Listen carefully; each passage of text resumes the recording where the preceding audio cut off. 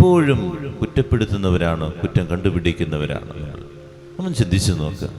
മറ്റുള്ളവരുടെ ജീവിതത്തിലേക്ക് നമ്മൾ നോക്കുന്നത് എപ്പോഴും കുറ്റപ്പെടുത്താൻ വേണ്ടി മാത്രമാണ്.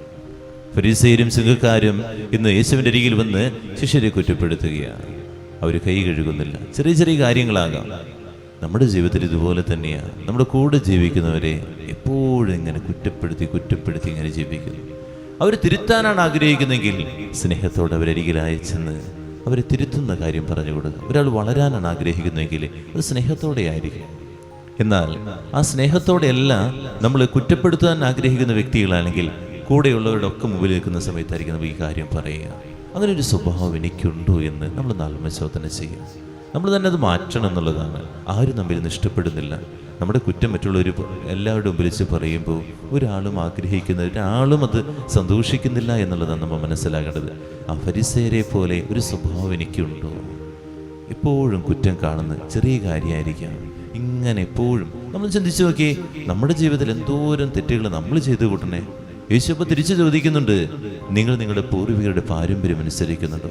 ദൈവപ്രമാണങ്ങൾ നിങ്ങൾ അനുസരിക്കുന്നുണ്ടോ? അപ്പോൾ ഒന്നും ഉത്തരവില്ല അവർക്ക്. അവരൊന്നും പൂർണ്ണരല്ല. പക്ഷെ മറ്റുള്ളവരുടെ കുറ്റം ഇങ്ങനെ പർവ്വതീകരിച്ച് കാണിച്ചുകൊണ്ടിരിക്കുക. നമ്മുടെ ജീവിതത്തിലേക്ക് നമ്മളും തിരിഞ്ഞു നോക്കുക. എന്തോരം നമ്മൾ മറച്ചു വെച്ച് ജീവിക്കണമെന്നറിയാമോ? ഈ പൊടിയിട്ട് ഇങ്ങനെ ജീവിച്ചു പോകാം. എന്നാൽ മറ്റുള്ളവരുടെ എന്തെങ്കിലും തെറ്റൊക്കെ കാണുമ്പോണ്ടല്ലോ പറയാൻ എന്ത് സന്തോഷം എന്നറിയോ? ഇങ്ങനെ മറ്റുള്ളവരുടെ മുമ്പിൽ ഇങ്ങനെ അവരെ കുറ്റപ്പെടുത്തി അവരെ മുറിപ്പെടുത്തി ജീവിക്കുമ്പോൾ എന്ത് സന്തോഷം. ഇങ്ങനെ സന്തോഷം കണ്ടെത്തുന്ന വ്യക്തിയായിട്ട് മാറാനല്ല നമ്മളെ ദൈവം വിളിച്ചിരിക്കുന്നത്. മനുഷ്യരാണ്, എല്ലാവർക്കും കുറവുകളുണ്ട് എന്ന് മനസ്സിലാക്കി ജീവിക്കാൻ എനിക്ക് പറ്റുന്നുണ്ടോ എന്നുള്ളതാണ്.